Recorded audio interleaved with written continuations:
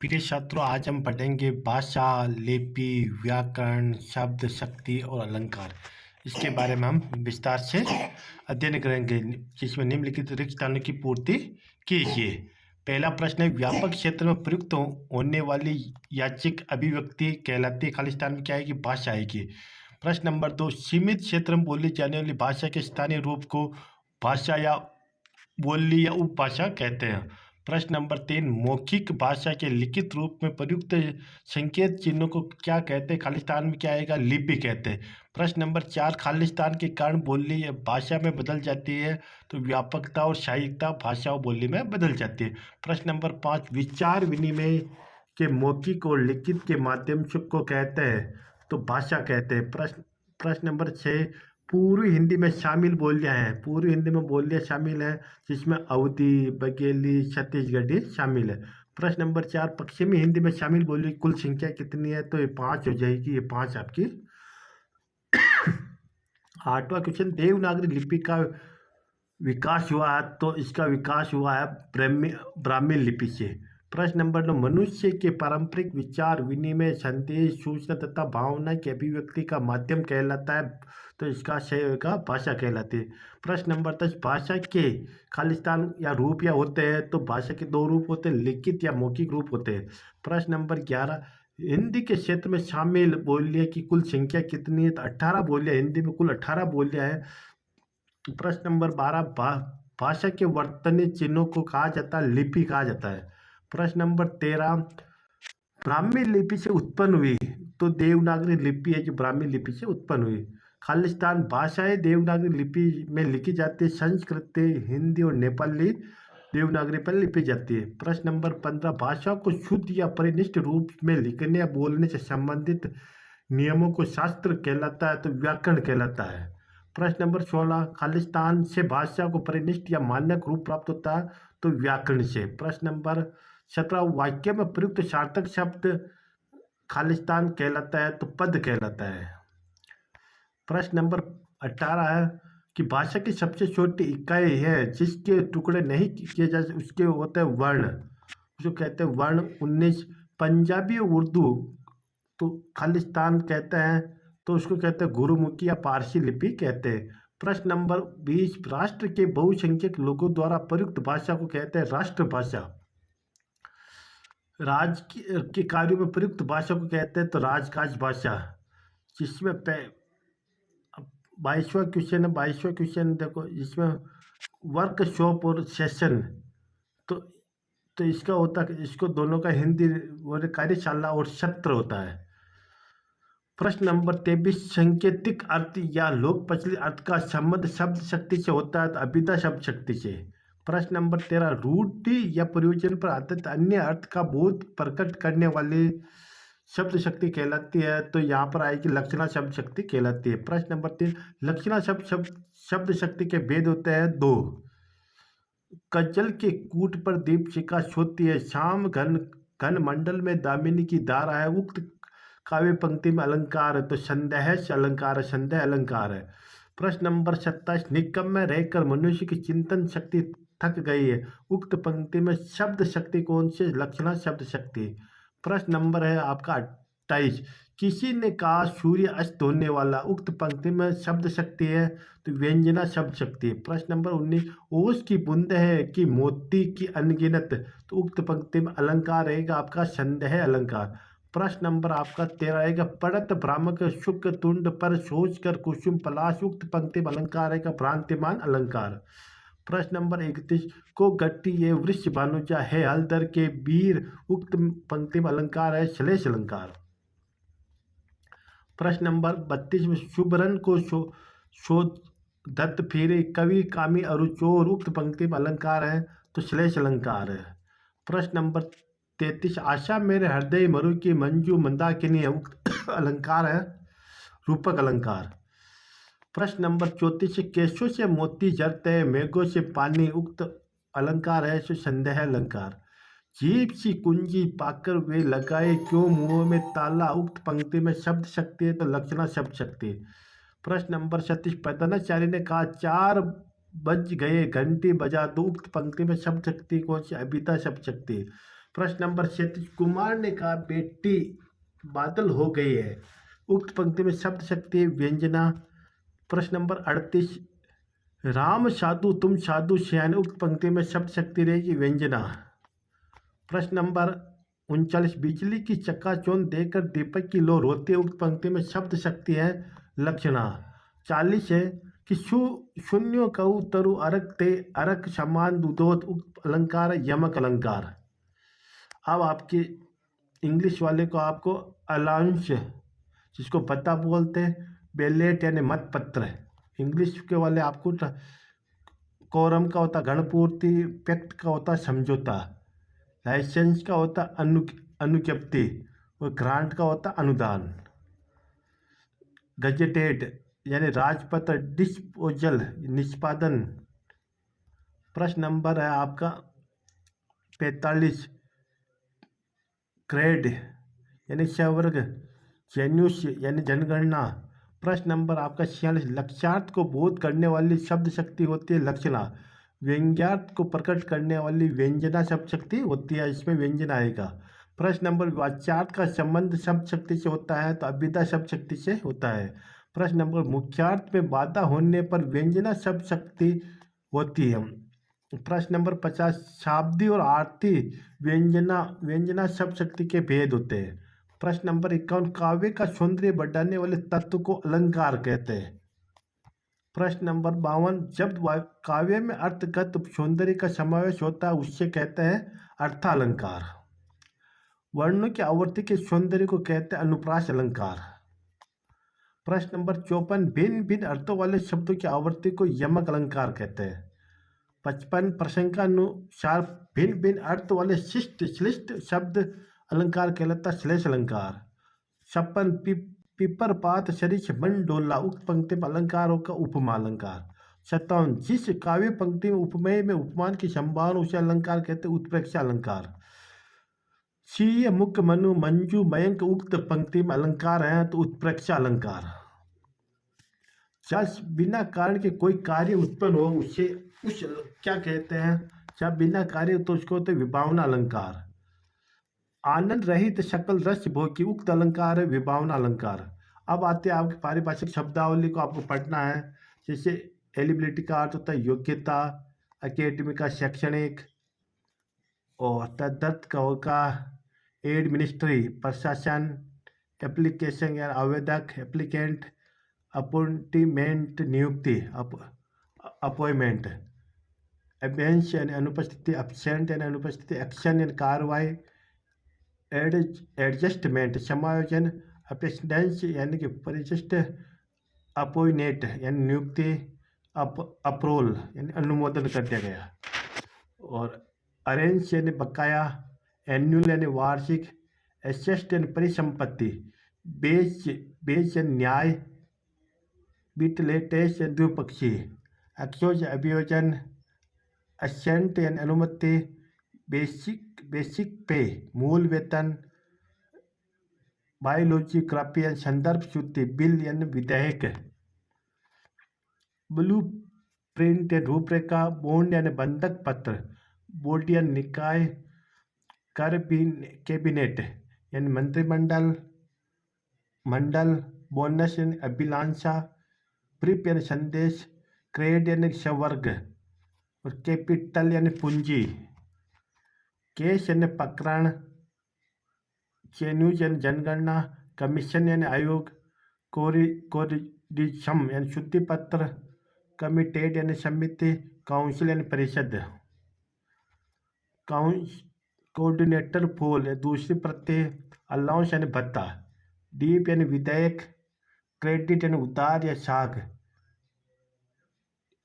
Delegate यानी प्रतिनिधित्व, डेमोटेट पदान्वत, dispatch यानी प्रेषण, डिस्पोजल निष्पादन, एजुकेशनल यानी शैक्षणिक, इलेक्ट्रोनॉल यानी निर्वाचन सूची, इलिजिबल पात्र, इंड्यूज यानी पृष्ठांकन, इनरोलमेंट नामांकन, पिछल यानी राजस्व सूची, पिक्षक्षण यानी स्त्रीकरण गजेटेड यानी राजपत्र, गजेटेड यानी राजपत्र, गजेटेटेड यानी राजपत्रित, ग्रांट यानी अनुदान, गारंटेड यानी कि जमानत, गारंटेड यानी जमानत, धरोहर, होस्ट अतिथि, लीगल अवैध, इनलीगल अवैध, इंचार्ज यानी प्रभारी, इंटीरियल यानी लघु हस्ताक्षर, जॉइंट यानी संयुक्त, इनवॉइस बीजक,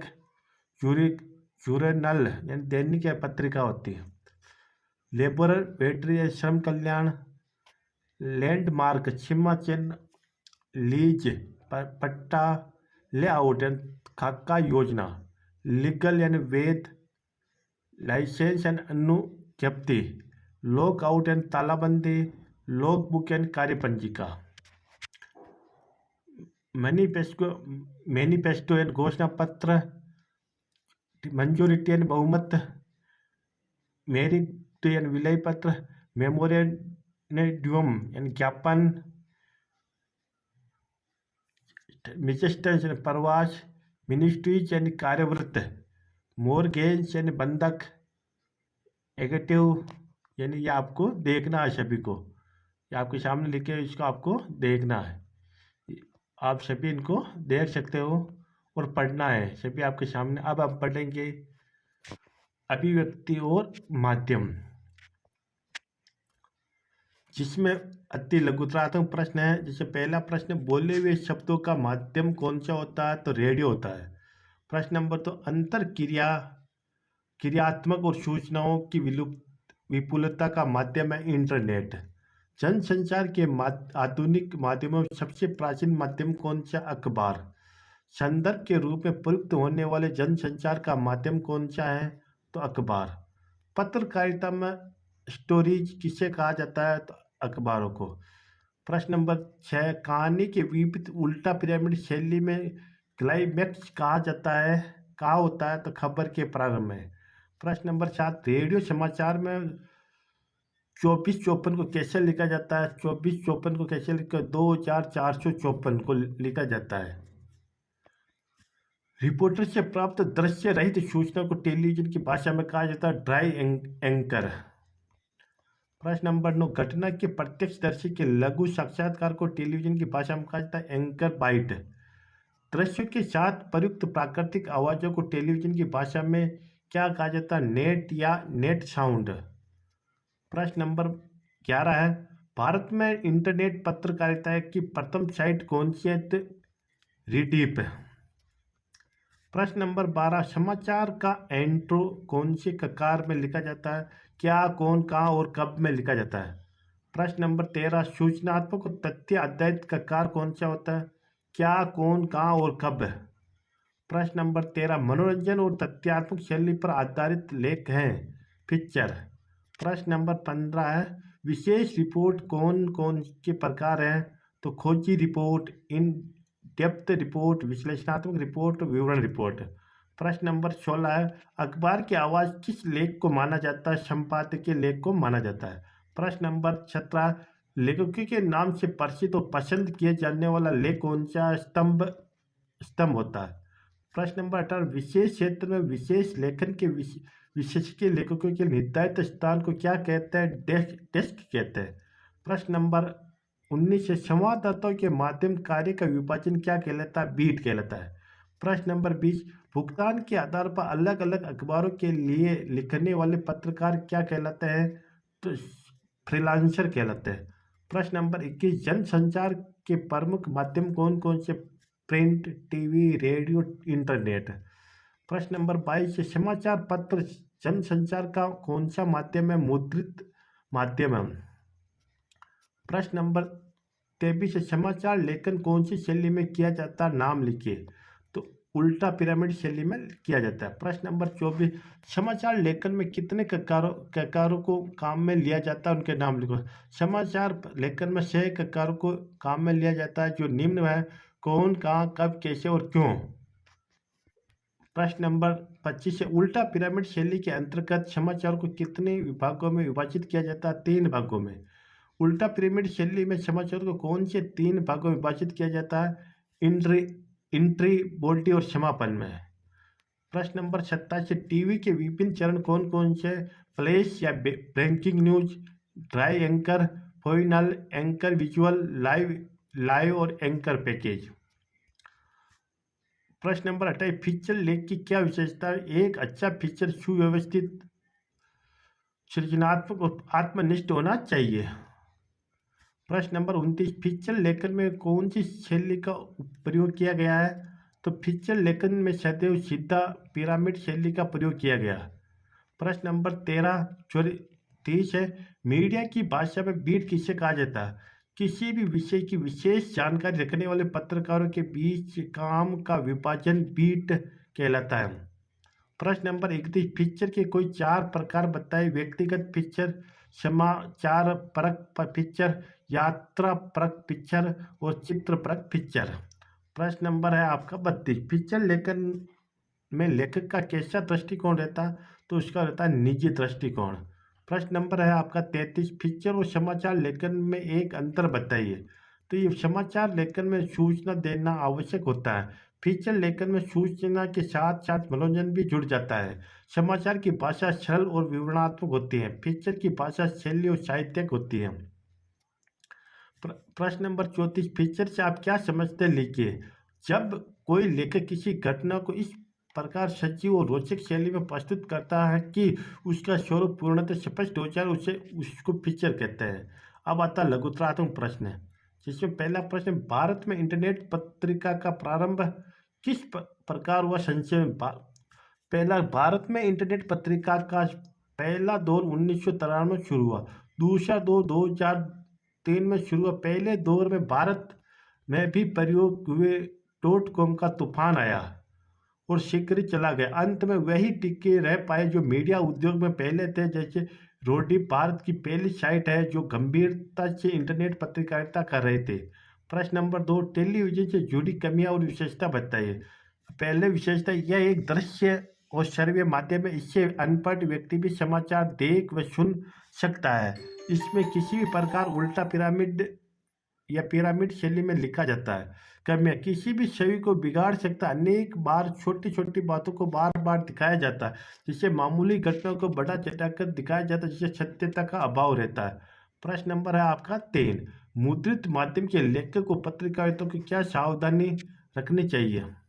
जिसमें प्रश्न है, मुद्रित माध्यम के लेखक और पत्रकारों को अपने पाठकों को भाषा ज्ञान, शैली, योग्यता तथा रुचि को ध्यान रखना पड़ता है। उनको प्रकाशन के लिए प्राप्त सामग्री को समय सीमा के प्रति भी सावधान रहना होता है। उनको सामग्री की शब्द सीमा का भी ध्यान रखना होता है। उसे प्रकाशित सामग्री को छापने से पूर्व ही शुद्ध करने में पूरी सावधानी रखनी होती है। लेखक में तारतम्यता और स्वाभाविक प्रवाह बनाए रखना भी जरूरी होता है। प्रश्न नंबर 4 है, उल्टा पिरामिड शैली में समाचार के कितने भाग होते हैं, उनके बारे में जानकारी दीजिए। तो उल्टा पिरामिड शैली में 3 प्रकार के समाचार होते हैं, जैसे इंट्रो, बॉडी और समापन होता है। समाचारों के इंट्रो को लीड या हिंदी में मुखड़ा भी कहते हैं। यह अखबार का मूल तत्व होता है, जिससे प्रथम 2 या 3 पंक्तियों में बताया जाता है। बॉडी में समाचार का विस्तृत ब्यौरा दिया जाता है, जो घटते हुए में महत्व क्रम में दिया जाता है। अंत में समापन होता है। प्रश्न नंबर 5, विशेष लेखन के क्षेत्र का प्रकाश डालिए। अर्थ, व्यापार, खेल, विज्ञान और प्रौद्योगिकी, कृषि, विशेष, रक्षा, पर्यावरण, शिक्षा, स्वास्थ्य, फिल्म, मनोरंजन, अपराध, सामाजिक मुद्दे, कानून आदि। प्रश्न नंबर 6, पत्रकारिता में सूचनाओं के स्रोत कौन कौन से हैं? तो उत्तर रहेगा मंत्रालय के सूत्र, प्रेस कॉन्फ्रेंस, विज्ञप्ति, सर्वे, जांच समितियों की रिपोर्ट, संस्था और संबंधित व्यक्ति, इंटरनेट और दूसरे संचार माध्यम, स्थायी अध्ययन प्रक्रिया आती है। प्रश्न नंबर 7, बीट रिपोर्ट और विशेष रिपोर्ट में क्या अंतर है? तो इसका उत्तर रहेगा अपनी बीट की रिपोर्टिंग के लिए पत्र को उस क्षेत्र में बारे में जानकारी और रुचि को होना पर्याप्त है। एक बीट रिपोर्टर को अपनी बीट से जुड़ी सामान्य खबरें लिखनी होती है, लेकिन विशेषकृत रिपोर्टिंग को सामान्य खबरों से आगे बढ़कर उस विशेष क्षेत्र विषय से जुड़ी घटनाओं और समस्याओं पर बारीकी से विश्लेषण करना होता है। स्तंभ लेखन किसे कहते हैं? स्तंभ लेखन विचारपरक लेखन का एक प्रमुख रूप है। ये लेखक के वैचारिक रूप रुझान के लिए जाना जाता है। स्तंभ का विषय चुनने और अपने विचार व्यक्त करने के स्तंभ लेखन को पूर्ण छूट होती है। स्तंभ अपने लेखकों के नाम से जाने और पसंद किए जाते हैं। प्रश्न नंबर 9, पत्रकारिता में अच्छे लेखन के कौन कौन से लक्षण हैं? जिसमें उत्तर है का वाक्य छोटे होना चाहिए। अच्छा लिखने के लिए अच्छा पढ़ना भी जरूरी होता है। अपने लिखे लेख को दोबारा पढ़ना चाहिए। एक अच्छे लेखक को पूरी दुनिया से लेकर अपने आसपास घटने वाली घटनाओं, समाज और पर्यावरण पर गहरी निगाह रखनी चाहिए। प्रश्न नंबर 10, अंतरिक्ष में भारत का चरण चरण विषय पर आलेख तैयार कीजिए। आज भारत अंतरिक्ष विज्ञान क्षेत्र में तेजी से आगे बढ़ रहा है। चंद्रयान मिशन से लेकर मंगलयान तक भारत के अंतरिक्ष में अपनी एक अलग पहचान बनाई है।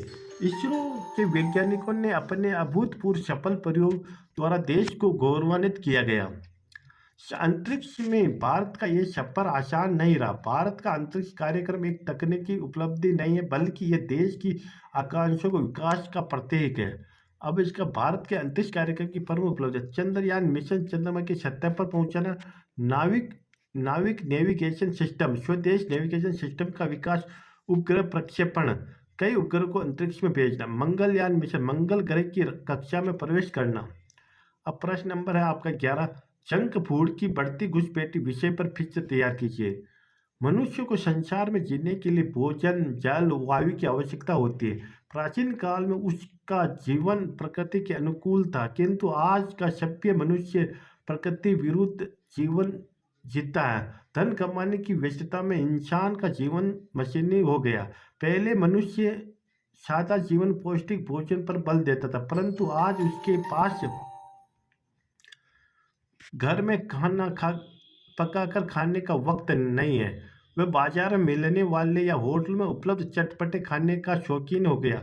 उससे डिब्बाबंद भोजन करने का चस्का लग गया है। इससे मनुष्य का स्वास्थ्य दिनों दिन गिरता जा रहा है। विज्ञापनों की ताकत पर घरों में डिब्बाबंद खाने का प्रवेश होता जा रहा है। प्रश्न नंबर 12, फोन इनका क्या आशय है? तो टीवी में सूचना के दूसरे चरण ड्राई एंकर के पश्चात समाचार का विस्तार होता है। एंकर घटनास्थल पर उपस्थित संवाददाता से फोन पर बात करके सूचनाएं दर्शकों तक पहुंचाता है। इससे रिपोर्टर घटनास्थल पर मौजूद रहता है तथा घटनास्थल से भी जानकारी मिलती है। रिपोर्टर उन्हें ज़्यादा से ज़्यादा लोगों तक पहुंचाता है। अब आता प्रश्न नंबर 13, इंटरनेट से जुड़ी विशेषता और कमियां लिखिए। तो इंटरनेट की विशेषता यह है कि 24 घंटे समाचार सूचना उपलब्ध, पूरे समाचार पत्र पत्रिका अनेक पुस्तकें इंटरनेट पर उपलब्ध है। सभी जानकारियों के स्रोत संग्रहित। कमियां, अश्लीलता, दुष्प्रभाव, गंदगी फैलाने का साधन, विश्वसनीयता का अभाव, सांस्कृतिक प्रदूषण का अभाव।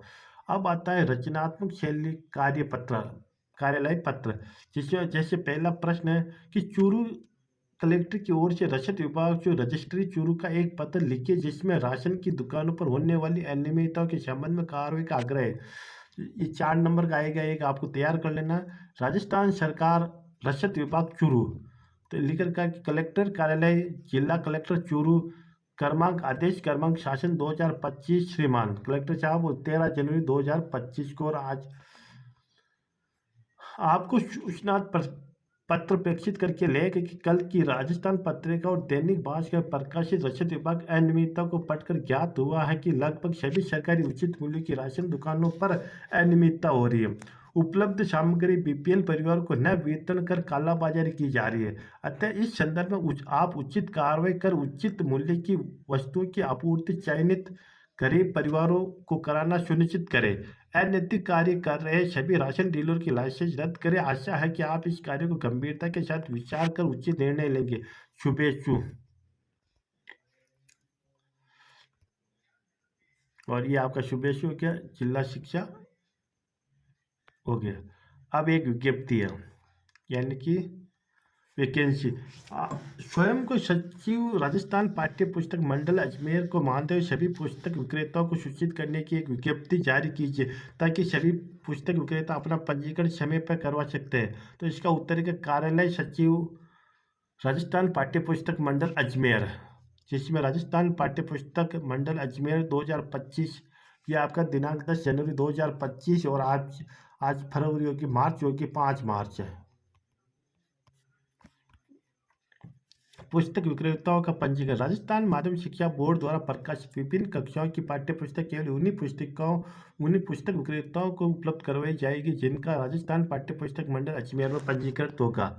अतः सभी पुस्तक विक्रेताओं को सूचित किया जाता है कि जो पुस्तक विक्रेता विभिन्न कक्षाओं की पुस्तक विक्रय करना चाहते हुए दिनांक 27 जनवरी 2025 मंडल कार्यालय उपस्थित होकर पंजीकृत की कार्रवाई पूर्ण करें। सचिव राजस्थान पाठ्य पुस्तक मंडल अजमेर। एक और विज्ञप्ति, सचिव माध्यमिक शिक्षा बोर्ड राजस्थान अजमेर की ओर से 10वीं और 12वीं की बोर्ड परीक्षा तिथि को परिवर्तन करने, तो ये विज्ञप्ति थी। तो राजस्थान माध्यमिक शिक्षा बोर्ड अजमेर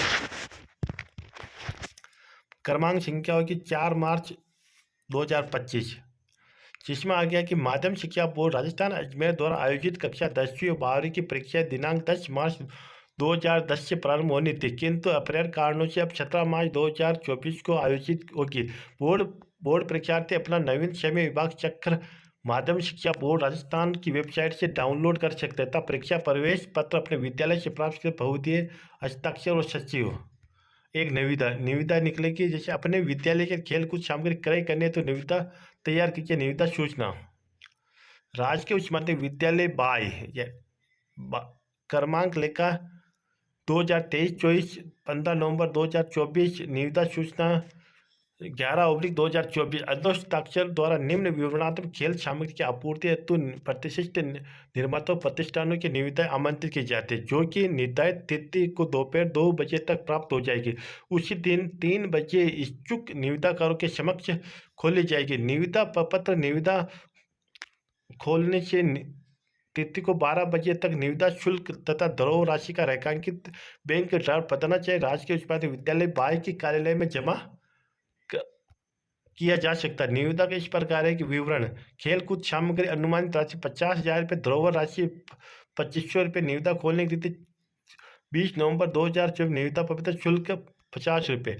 नोट: आपूर्ति के लिए सामग्री का पूरा विवरण निविदा पत्र के साथ उपलब्ध हस्ताक्षर बताना चाहिए। अब आता है कार्यालय पत्र।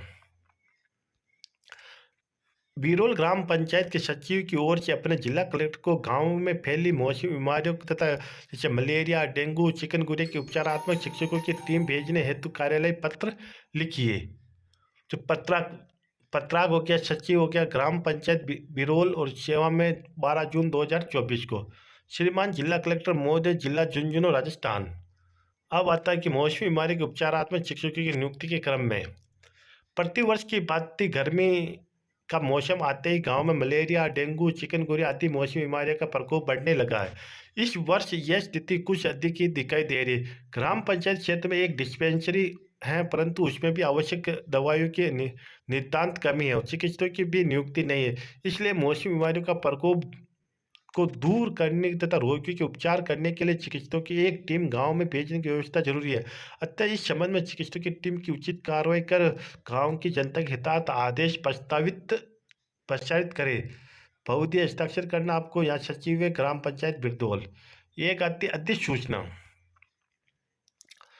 स्वास्थ्य शासन विभाग शासन सचिवालय की ओर से समस्त सरकारी विभागाध्यक्षों स्वच्छता अभियान चलाने हेतु एक सूचना का प्रारूप लिखिए, जिसमें अधिसूचना राजस्थान सरकार स्वायत्त शासन विभाग और शासन सचिवालय जयपुर क्रमांक 196 जो भी है आपकी 13 जनवरी 2025 11 सितंबर 2025 माह में राज्यपाल की अनुशंसा के आधार पर राज्य सरकार के आदेश क्रमांक 33/12 स्वच्छता 56 दिनांक 2 अक्टूबर 2024 की अनुपालना में गांधी जयंती में प्रदेश में समस्त नगर निगमों, नगर परिषद, नगर पालिकाओं द्वारा संपूर्ण स्वच्छता अभियान के अंतर्गत स्वच्छ नगर और स्वच्छ आवास अभियान चलाया जा रहा है, जिसमें अभियान में जन सहभागिता महत्वपूर्ण रहेगी।